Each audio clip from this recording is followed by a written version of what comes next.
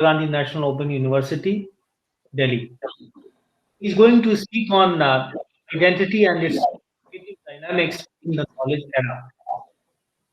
We know that, first of all, the question of identity itself is one of the most vexed questions in the social sciences, and of course, is subject to a good deal of debate and inquiry, some of which will be touched upon by Professor Singh Roy today. The other is that we know when we look at it from the historical perspective, we realize one thing very quickly, that modernity has given rise to the process of identity formation, crystallization of identity in a big way. The pre modern societies, as we know, were far more flexible, and identities were more in a state of flux. People lived with multiple identities far more easily in the pre modern societies than they have lived in modern societies. One reason, of course, is that the emphasis of modernity is on knowledge creation, on creating taxonomical structures, on categorizing things, on classifying things, which obviously increases the amount of rigidity uh, in any process, and ultimately it leads to a more crystallized kind of identity in which people are forced to, in some sense, to identify themselves either this or that. So either, as we were just discussing, either as a Bengali or as an Odia, either as belonging to this caste or that caste, and similarly in all other ways. So now Professor Deval K. Singh Roy, I think, is going to focus on the last 40, 50 years, which he is describing as a knowledge era. And he's going to talk to us about how, in this knowledge era, the identity process, the identity formation and transformation process has operated. And this, as I say, is a very, very important period for the history of our country, because a lot of social, economic development has taken place during this era. And of course, the politics of the country has also changed in some very fundamental ways.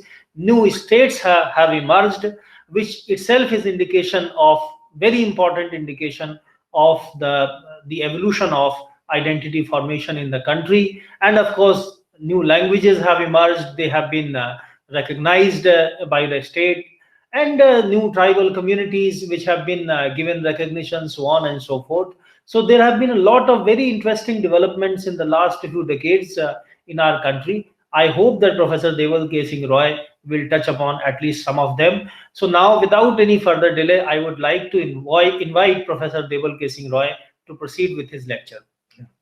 Welcome, sir. Thank you, Professor Ravi. It's pleasure to be here and deliver a talk of contemporary relevance in this very important platform. I'm thankful to Professor Ravi and this institution for inviting me to give this talk.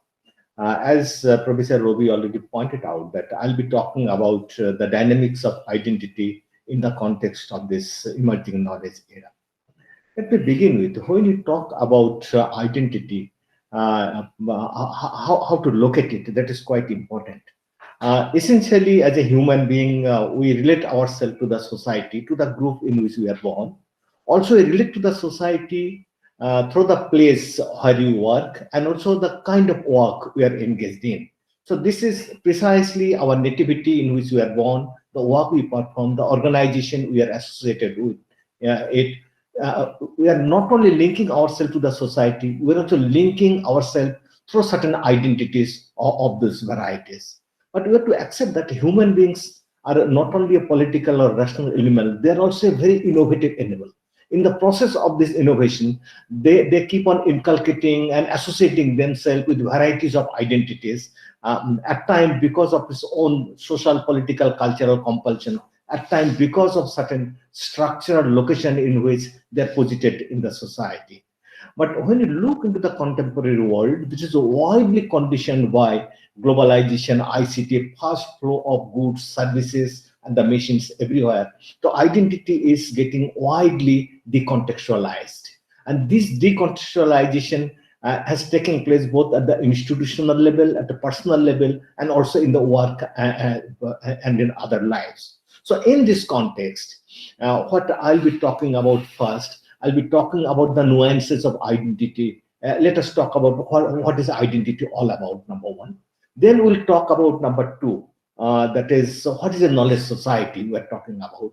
And third part I'll be talking about, that is the emergence of new identities in this knowledge era. What are those intersectionalities between identity, knowledge society, and its manifestation in various forms? When we were talking about identity, initially we had to accept this fact that identities are not the simple structures. When you talk about the caste, race, religion, maybe we're talking about certain structure. But when we're talking about identity, we're precisely talking about certain transformative dynamics. What we talk about an agency made inbuilt within this structure, it is linked to the action. So when it is linked to the action, it is becoming transitional. It is not a fixed, it is transitional. That's why we are also talking about, Professor Rovi just a few minutes back, it is multiple, it's not singular, and it is never fixed, and it is not straight-jacketed and not in a single order. So multiplicity is inbuilt with identity from the very inception of human civilization. We can talk in that way. So when you're talking about the multiplicity of identity, we have to accept that identity keep on transiting between solidarity on the one hand and fluidity on the other. So within this transition, we have to accept this fact. Identity is also widely conditioned by certain inherent human nature. That is, on the one hand, we consider human being to be rational, empirical, moral, objective human being. Simultaneously, certain other qualities, that is nastiness, brutish, selfish, solitary, those character also influences a human being to be associated with certain identities or to construct certain identities. So what is essentially important is that reality of the identity may be at times more complex, but more complex than that is a description of the identity itself. That is how we'll describe certain varieties of identities. So beside this, when we're talking about all these complexities, there is a possibility that there are certain important component. Until unless there is certain essential, important, structured component, will not be able to study identity. So what are that? Those that let us talk about. One is that when we talk about identity, we talk about the sense of distinctiveness of ourselves. When we're talking about sense of distinctiveness of ourselves, we're talking about the boundary of we vis-a-vis those of others. So this is those boundaries of we and other. This is widely circumscribed in terms of time and space. This is an important consideration. But in social science, identity is widely used as a covered term. It has been used as a, at time as a status, as a role set, status set. We keep on talking about in sociology and social anthropology. But many of the authors that talk about it is not simply the role and the status. It is more than that. The Manuel Castells is widely talked about. He talks about identity is linked to the construction of certain meaning out of it.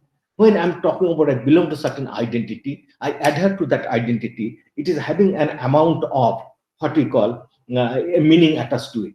Also, when it is meaning attached to it, the identity linked to action, it is also gives an amount of legitimacy why I'm performing certain act because I belong to that identity. So it's not only amount of meaning, it's also linked to the legitimacy that is reflected in terms of action and performance in the society. What Anthony Giddens widely talked about in terms of the individuation and reflexivity, that is bringing forth the inner structural element, inner functional element to the wider open in the society, with the wider reflexivity with the wider world. So what we talk about, it is a individual self-reflection in a collective phenomenon. So it is an individual that become part of the collective self through that reflexivity, individuation, creating a meaning, also getting legitimacy of its action. So when we talk about an identity, collective identity, usually we put our own personal identity at the back end. So that is never coming in the forefront. we are talking about the collective identity. Many a time the collective identity get negotiated with the individual identity. The important part many of the psychologists talk about, when we talk about the this personal identity, many of the time our personal identity may not be the true reflection of the self, because we want to be the right and correct in the eyes of others. Many time imbibing and tolerating many of the inconsistencies, we try to be true or good or rational in the eyes of others, just negating some of the inner desire. So when we try to true in the eyes of others, it takes up to another form, that is what we call the construction of identity. That is, we construct both socially, culturally, and politically. So that's why many of the time we talk about identity is a subjective construction of objectively defined phenomenon. The objectively defined phenomenon may be economic, maybe social, maybe political. And it is also linked to the power of binaries of repression on the one hand and inner desire on the other. What Foucault widely talks about in terms of the, in the genealogy of the knowledge, he widely talked about, that is, it is the power that decides the society. What is power? That is the discourse. What is the discourse? That is linked to the social structure. What is social structure? That is linked to the culture. What is the culture? Culture will condition what are to be done and what are not to be done.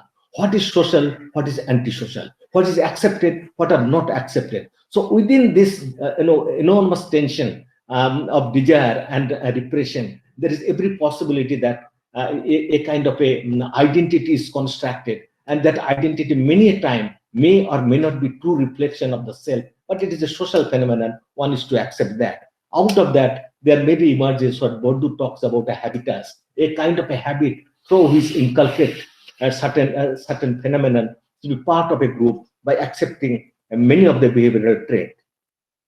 At this point, I'll just draw the attention of the way Stuart Hall widely talked about, because so far we have discussed identity is never fixed, it is multiple.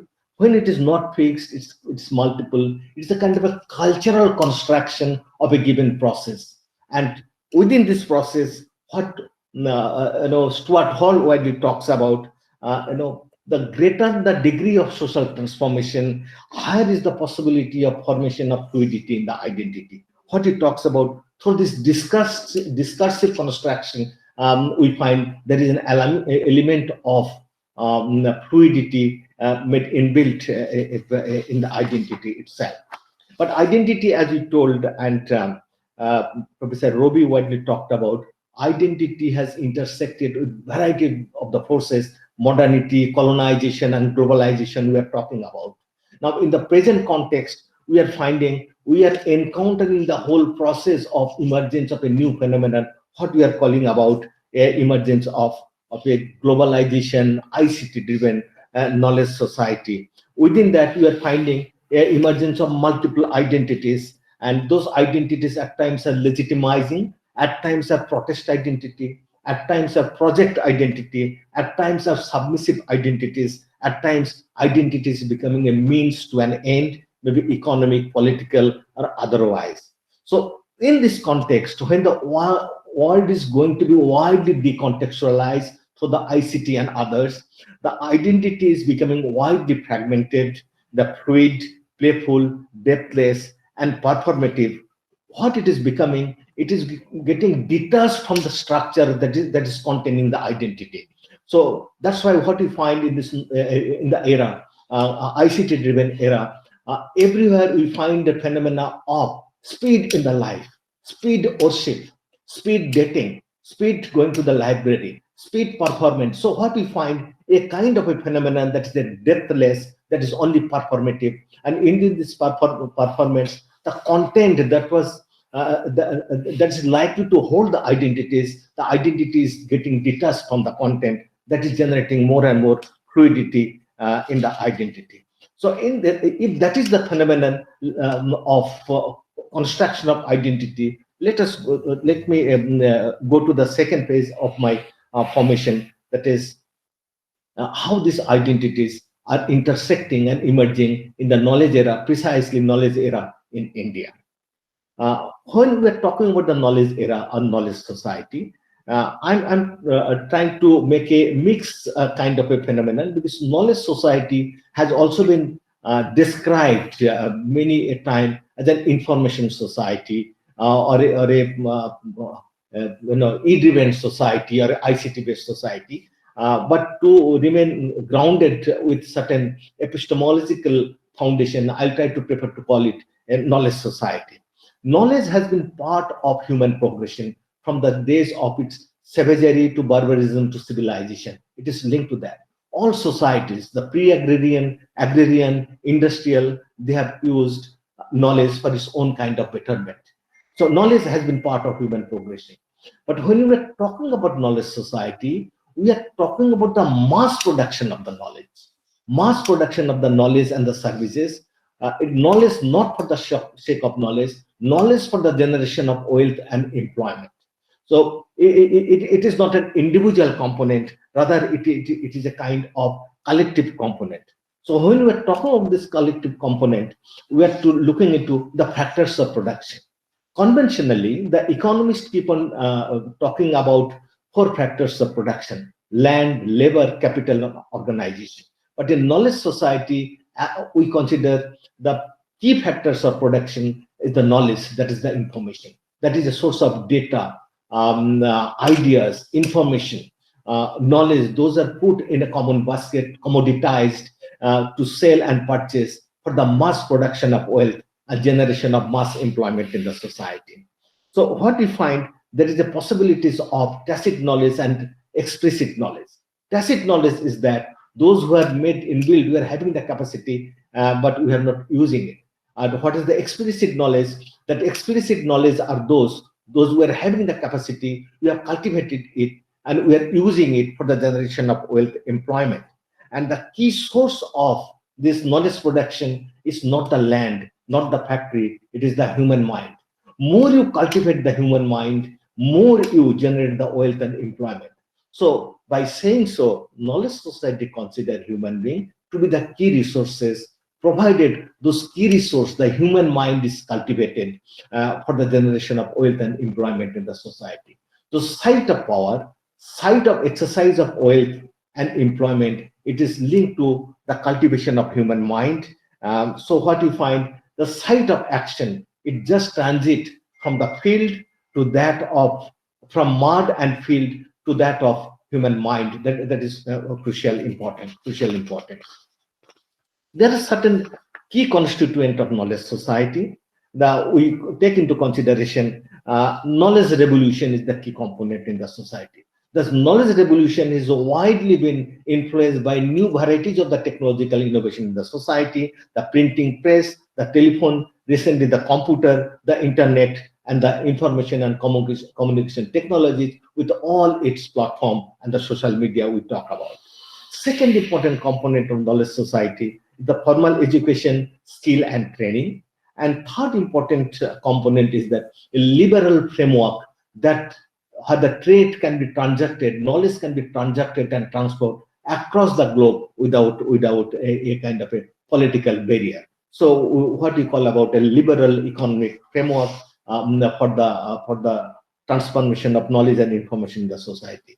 Fourth important component is that expansion of the service sector of the economy, because the agrarian society totally founded on the agriculture, industrial society, and the expansion of the secondary sector, that is the industry. The third, knowledge society is dependent on the expansion of service sector.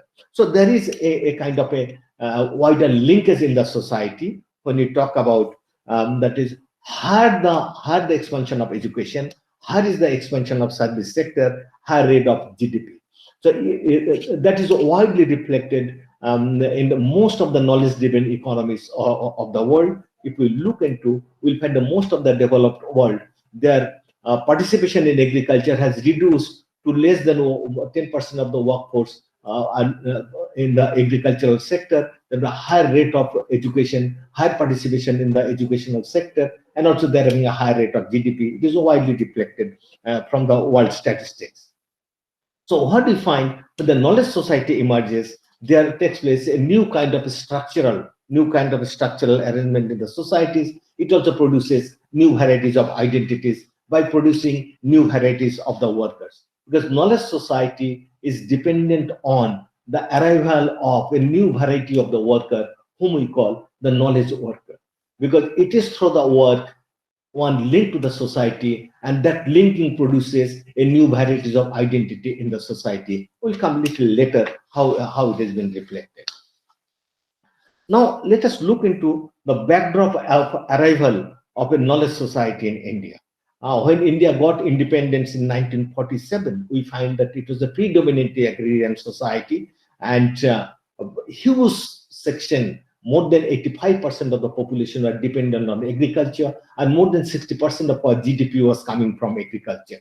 And but the landholding was quite unequal. The government of India in the first 5-year plan itself adopted two important policies. One is that agrarian reform, that is the land reform, and also simultaneously the agricultural reform. And second, it talked about heavy industrialization, because industrialization will give more growth and that will take care of the poverty. Mind it, when we got independence, more than 72% of our people are living below the poverty line. The huge segment of the people living below the poverty line and underemployment was this phenomenon. So it was talked about the land reform will take care of all those things, and industrialization will take care of the problem of resourcelessness and also unemployment in the society. And what we find that is gradually, if we look into the statistics from 2002, 2011 even, when we got independence, our landman ratio was to the extent of 2.5 hectare per person. Now, with the gradual population growth, our landman ratio has declined to the extent of only to the extent of 0.49 hectares. So this is a huge kind of a decline in the landman ratio. That is the household size I'm talking about. If we look into in terms of man, that is per individual land holding, when we got independence, it was to the extent of roughly around 0.5 hectare. Now it has reduced to the extent of 0.09 hectare per person, because our landman ratio has declined. Secondly, notwithstanding the agrarian reform, the land reform was implemented only in parts of the country. And our green revolution has been successful only in parts of the country, that is the northern belt, Haryana, Punjab, western UP, parts of Tamil Nadu and Maharashtra. So it is not that the green revolution has spread across the country. Despite the white revolution and the yellow revolution, our agrarian revolution has been confined in some parts of the country. But there has been stagnation in industrialization, because India has not been able to be fully industrialized.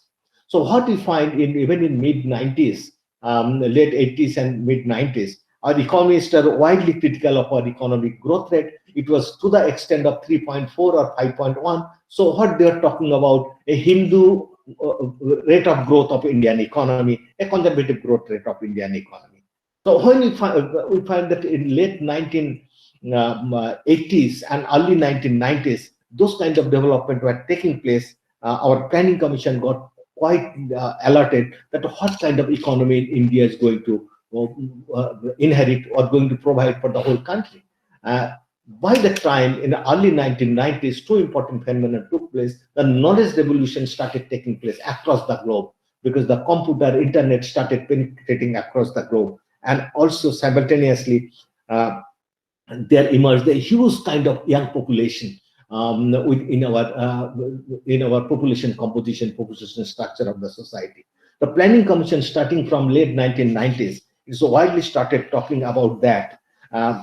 India has been partly agriculturally developed. India has failed to be fully industrialized, but India can't miss to be a knowledge economy if it is to survive. And there is every possibility that India will be a knowledge society, since India is having a knowledge-based past. It's a huge young population within its population composition, so it should lead towards a knowledge-based economy. So that phenomenon started getting a lot of patronage starting from early 1990s till today, because the new education policy widely talks about whatever new education policy is coming up, it will gear towards the formation of a knowledge-driven economy and a knowledge-driven society in India. So what important historical fact took place in India? India accepted the structural adjustment program in 1990s. It increasing in gradual investment in information and communication technologies and private investment in all the sectors, core sectors, and also including in education. If you look into 1980s, in our country, we had only around 150 universities. Now in our country, we are having roughly around 1,112 universities, and we are having more than 45,000 colleges, including the autonomous colleges in the country. Earlier, when we got independence, and also in 1980s, you had predominantly the regular mode of education. Now we are having the ODL, the blended learning, the MOOCs, and the borderless education. So varieties of educational phenomenon is coming, and it has enhanced our GER both at the secondary level and also at the higher education level. In the secondary level, in 1980s, it was roughly around 30% GER, gross enrollment ratio. Now it has gone more than 75%. Higher education, the GER was only to the extent of 7%. Now it is more than 28% GER in the higher education. So we find the enormous proliferation of the science, technology, and the professional education, and also simultaneously varieties of the skill development program taking place. And size of the student population has increased phenomenally. Our size of the student population is more than the combined population of USA, UK, Canada, and Australia. More than 34 crores of our population are the student population of the country.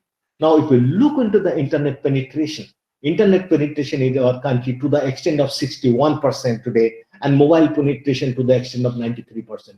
So we find an elaborate educational framework, an elaborate skill development framework, elaborate ICT framework is available for the expansion of knowledge economy in the country. Now, at this stage, let me talk a little bit about what's happening to our economy in various sectors. If we are to talking about the knowledge society, we have to focus what is happening to the service sector.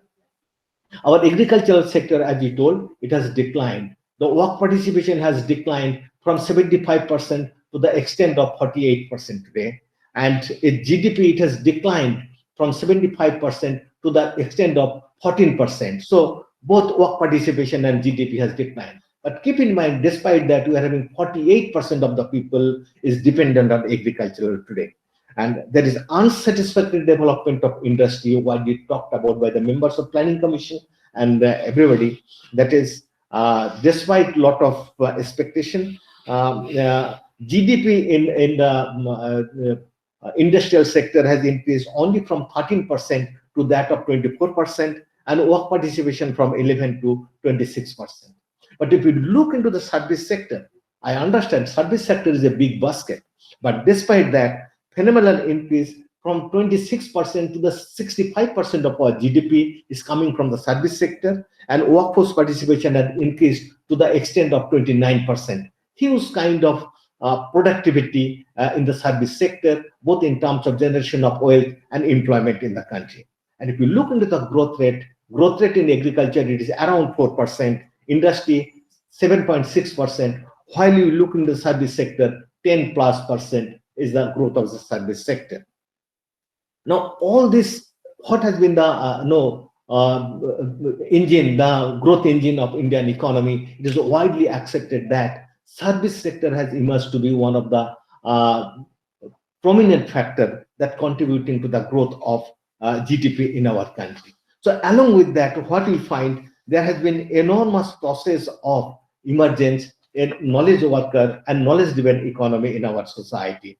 What we find, it has generated varieties of the new avenues of employment and occupational diversification and occupational mobility of a vast segment of the population across the space, from the rural to the urban, town to the metropolitan cities. Also, fast movement of the consumer goods, new messages, images, and information across the space. Then we find a higher degree of workers moving across the space. Increase of the migrant workers to the extent of 39% of the total work population, and 39% of the migrant population in the country. And now the migration is becoming today not simply because of education and also for matrimonial purpose. Migration is linked to the employment factor. So what we find that mobility, despite all this thing, it has been layered in that way. It has been linked to the educational and skill acquiring capability of the workers in the country. That's why in the knowledge society, emerging knowledge society in India has created a lot of hierarchies. Those hierarchies are widely guided by at the at the top in the pyramid of this new society. We find that the knowledge worker, they experience a high degree of upward mobility linked to second are the categories, those who are linked to the core, that the support service provider, contractors, the traders of varieties types.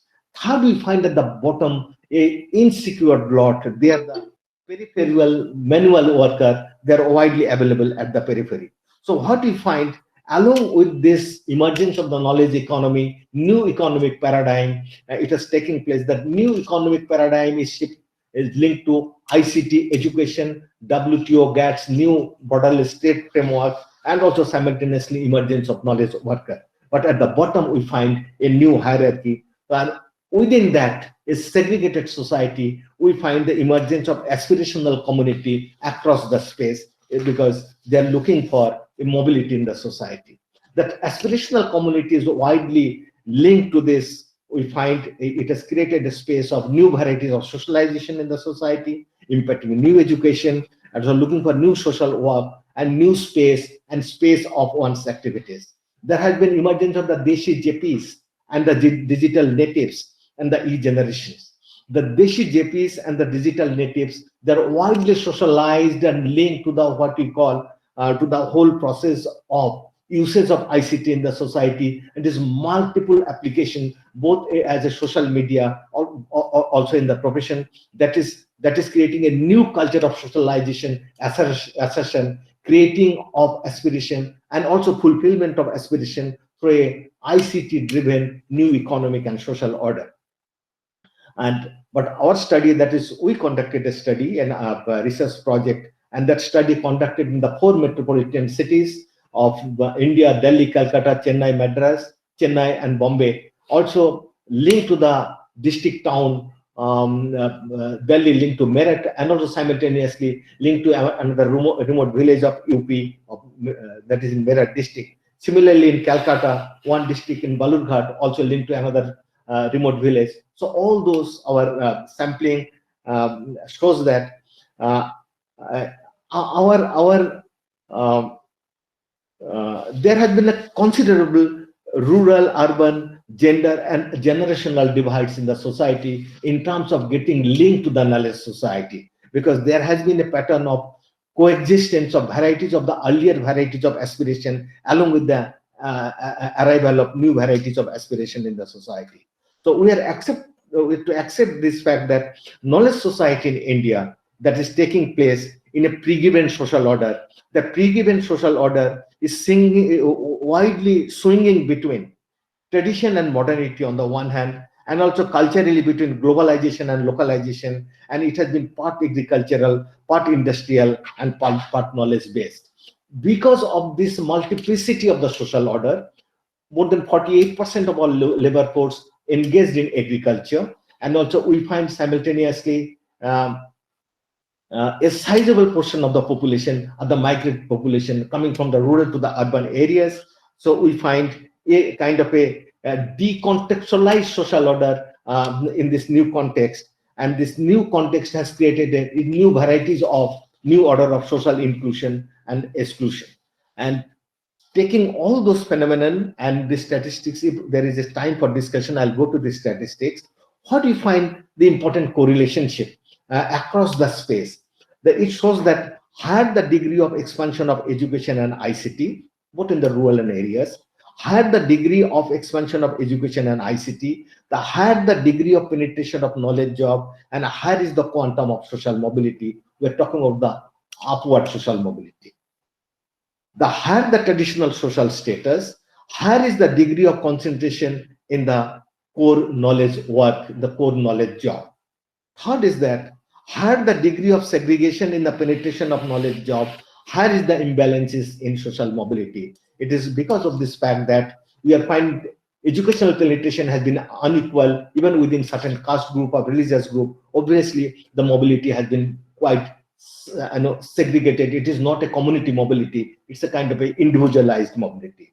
Higher the degree of imbalance in the social mobility, higher is the form and extent of marginalization of the people in the society. So what we find, this is an unequal spread of knowledge job and unequal mobility, and increasing mobility of migration contributing to what we call to the social and physical decontextualization in the society. But notwithstanding the decontextualization, there is a possibility as created to define a new form of we-ness and new form of otherness, because within this whole flux of new economic order, whole process of emergence of new technological order, we find there has been increasing fluidity in the society, that is conflicting coexistence of varieties of fuzziness on the other, varieties of we-ness on the one hand, varieties of otherness, that has been all this has been quite multiple in the society. Now identity is getting simultaneously socially and politically reinforced, get it entertained with primordiality and nativity and ethnicity on the one hand, and work culture on the other. So what we find, an emergence of new varieties of fluidity in the society, that fluidity is different from those of fluidity which you have seen predominant in the agrarian society. So what we find, within this fluidity, there has been a space of assertion, how to link to the society. This linking has widely come in terms of ethnic identity, that is the place in which one is born, that is in terms of nativity, what we talk about, in terms of ethnicity. So primordiality is coming in the forefront to get linked to the society, to get a stable, durable social relationship in the society. So what we find at this stage, that is, if we look into the India as a whole, that India stands today in the threshold of a great social, political, and technological transformation. Technological transformation in that way, we are gradually migrating, the workforce and the people are gradually migrating from the agriculture to that of non-agricultural sector. The non-agricultural sector has emerged to be the service sector and not the industrial sector. So the first flow of migration of the people from agriculture to the non-agricultural sector, because a new kind of technological order has taken place, ICT-driven technological order, number one.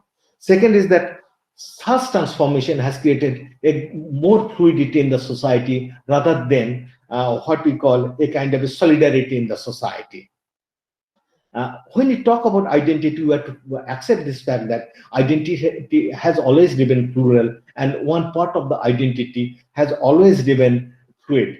But contemporary fluidity is distinctively different from the previous fluidity, because here migration is a factor, transmission is a factor, and simultaneously wider social and economic transformation is a factor. That what widely talks about within this society. Premski, his famous article, The Digital Natives and the Digital Immigrants, what it talks about, that is widely reflective in the Indian scenario. A new generation has come, a new identity has come in, and that defines the new social order in terms of the technological surroundings and the location in which somebody is located. So within this fluidity, the whole cultural discourse of nativity has started occupying a central place for restructuring the identity. What we find, if we look into the wider organization, where institutionalization process has been quite weak, it is widely reflected that lobbying is done in terms of nativity, in terms of caste, religion, etc. like this. So nativity is getting reinforced. In terms of collectivizing an identity, we find again nativity is coming and getting reinforced.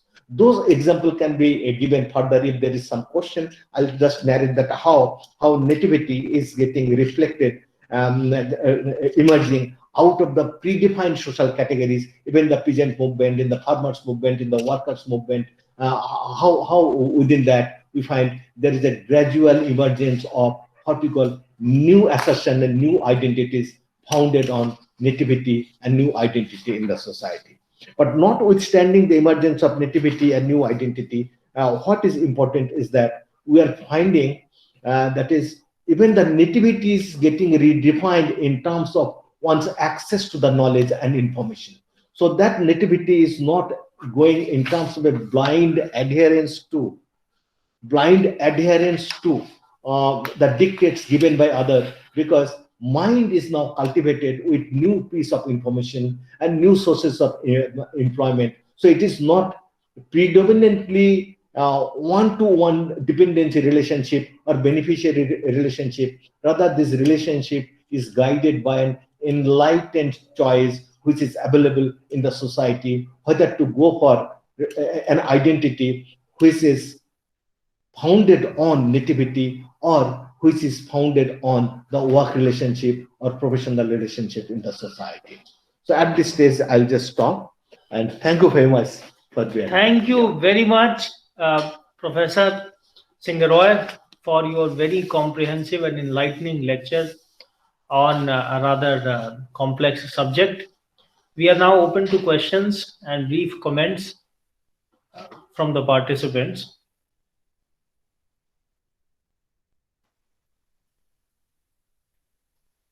Okay, before others come up with their question, there is one curiosity of my own which I would like to discuss with you.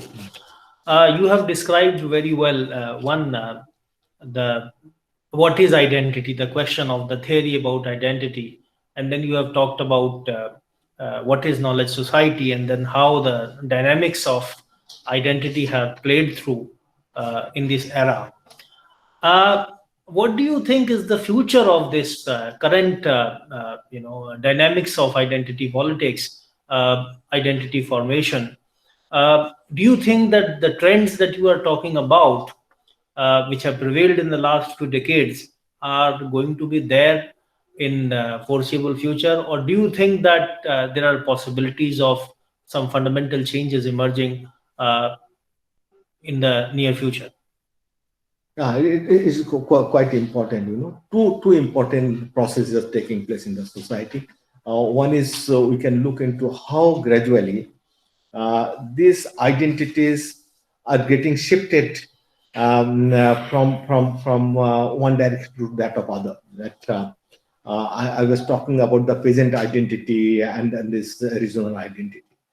Take into consideration the peasant movement, which was a vibrant movement in Bengal in 1970s, 80s, like this, the vibrant peasant movement. Even in Telangana, we had the peasant movement.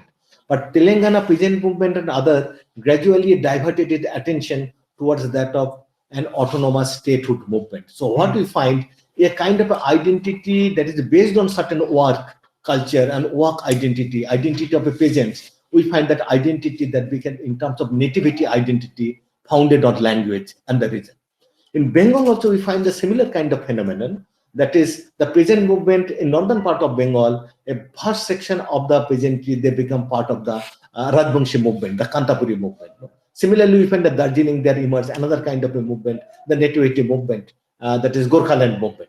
So we find that that is widely taking place. It is taking place, a kind of a shift, what we call, from a purely economic determinism to that of a cultural determinism. It is going towards that.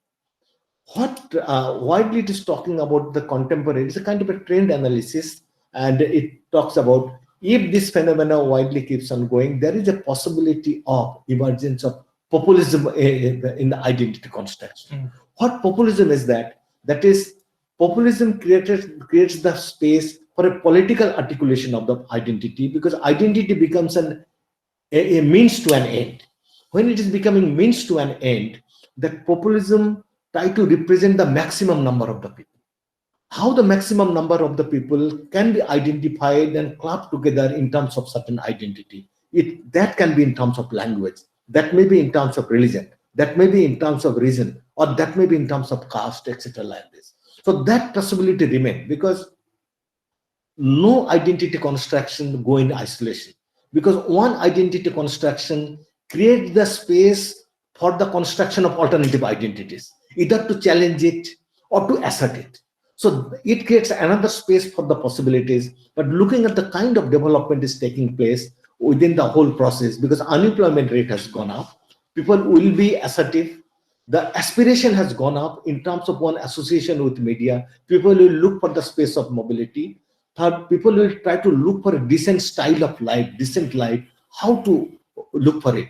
Also, social well-being, how to look for it. So they will look for a political means to satisfy those kind of social and economic possibilities. And a resurgence of populism is one of the way from grassroots to that of wider level. That possibility remains in the society. One of the most important changes that have happened in the age of social media is that whereas earlier in the process of identity formation, the personal private beliefs, prejudices, biases of people did play a role in the informal sphere. These things were articulated by people within certain limits, within their homes, or within communities of confidence, etc. In the age of social media, what has happened is that all those views are now articulated openly in the public sphere. They are there on the internet, they are there on the social media. What do you think is the impact of this change in the discourse in the public sphere on the process of identity formation? Yeah, this is again quite complex in that way, uh, because this construction, without having a sound social, political, or economic base, sound social, economic, and political base, that will only contribute to the fluidity on the one hand and solidarity on the other, because there will be kind of a twisting. They may get consolidated at one end. That consolidation may be short-lived, but there is a possibility of getting a kind of a fluidity of that identity on the other. It's a kind of a twisting phenomenon. That twisting will go for years to come. But the possibility is that if there is a possibility of using identity, whether we are using that identity as a kind of legitimizing certain social existence, that is one, because some social existence is going to continue. Gay, lesbian, other kind of identities, it is going to come and going to stay in the society. Second is that if certain identities are simply constructed as a kind of a project for the fulfillment of certain immediate end, and then after that those are dissolved, then perhaps those identities, those who got consolidated as a means to an end, those will get dissolved. They will try to look for the space for getting associated with so many other identities. As I was talking earlier, identity association and identity alliances. So identity association and identity alliance will take place, because again I'm coming to my first point. When we are talking about identity, I'm not talking about the given structure. I'm talking about an agency that is talking for a change and for an action. So when you have rejuvenated certain identities, it is created a space, and that space is being misused or has not been used. They will look for another space of alternative assertion. Ultimately, it is a knowledge economy and knowledge society that is pumping varieties of the information in the human mind, and that is constructing an identity at one end and deconstructing at the another. We are having multiple choices. Within that choice, which is the best for us, because it is not only creating a flow of information, there is also another process of information overburden. If there is an information overburden and there is unable to process that information, that identity association may be quite difficult and maybe retrogressive, not be progressive. That's what many of the Indian social scientists talked about, that we will have to accept this fact that choices are there in the society. Choices are there in the society. And the choices are to be used not only by the people, those are in command, choices also people, those who are commanded. Because now it is talking about what Toffler talked about, a greatest military general is one, today's world, is not that person who makes his follower follow him blindly, rather gives a critical view of his command, whether it is executable or not. So it's like a knowledge-driven society. Human mind is fertile, that it has been cultivated, so it can question all the unquestioned phenomena. That is the possibility of construction of new identity. Thank you very much, Professor Singh Roy. I think we have reached the end of the session. It has been very, very interesting, enlightening for all of us. I thank all members of the audience, and I thank Professor Singh Roy for his presence here. Thank you. very Thank you. much. Thank you. Thank you. Really,